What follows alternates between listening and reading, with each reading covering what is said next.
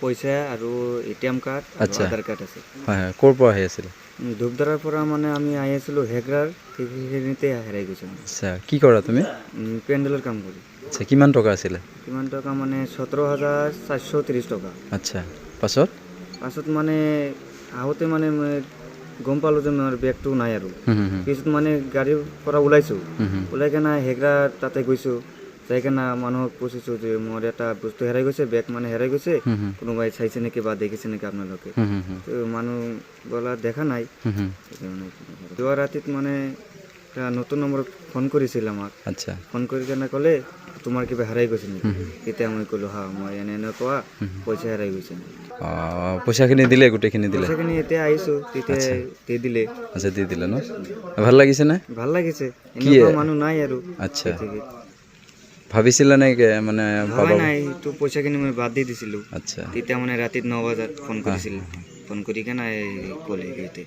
মই ধূপধাৰাৰ পৰা আহোঁতে ৰাস্তাত পাইছোঁ হেকৰাত। আচ্ছা, শনিবাৰে পাইছোঁ হেৰি 25 তাৰিখ আৰু আজি 27 তাৰিখত ইহঁতক আমি টকাখিনি ঘূৰাই দিলোঁ। কি কি আছিলে? টকা এটা মোনা আছিল, মোনাৰ ভিতৰত আধাৰ কাৰ্ড আছিল আৰু টকা আছিল। আচ্ছা, টকাৰ পৰিমাণটো হ'ল 17,430 টকা আৰু এটা এটিএম কাৰ্ড আছিল। আচ্ছা, আৰু আধাৰ কাৰ্ডত ইহঁতৰ ফোন নম্বৰ থকাৰ কাৰণে টকাটো ঘূৰাই দিয়াত আমাৰ সহজ হৈছে। আচ্ছা, আচ্ছা, মানে যোগাযোগ তেওঁলোকৰ লগত কেনেকৈ কৰিলে? কেনেকৈ কৰিলে? আমি ফোনত যোগাযোগ কৰিছোঁ। ফোন নম্বৰটো ক'ৰ পৰা পালে? ফোন নম্বৰটো আধাৰ কাৰ্ডত আছিল, তাৰে পৰা আমি লৈছোঁ। মানে বেগখনত আধাৰ কাৰ্ডো আছিল ন? পইচাৰ লগত আধাৰ কাৰ্ড আছিল? আচ্ছা, পাছত ঘূৰাই দিলে তেওঁলোকক? ঘূৰাই দিছোঁ টকাখিনি। সঁচাকৈ আমি আচৰিত হৈছোঁ আজিৰ দিনতো যে এনেকুৱা মানুহ আছে আমি ভবাই নাছিলোঁ।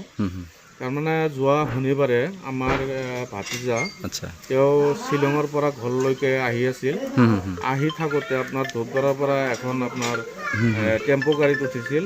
উঠাৰ পিছত টেম্পো গাড়ীত আহি থকা অৱস্থাত হেকৰাৰ ফালে অহাৰ পিছত তাতে তাৰমানে তেওঁ মোবাইলত কথা পাতি থাকোঁতে তেওঁৰ বেগটো আপোনাৰ কোমৰত আছিল, বেগটো অলপ গাড়ীৰ পৰা পৰি যায়। পৰি যোৱাৰ পিছত মানে তেওঁ ঘৰত আহি অলপ মানে বেয়া মনেৰে থাকিল এই 2দিনমান 3দিনমান।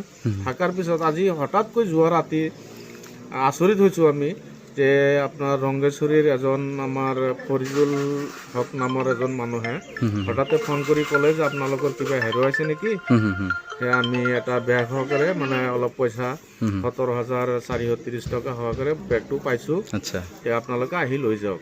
আজি এইটো ঘৰত আহিছোঁ, আমাক বস্তুখিনি বুজাই দিলে।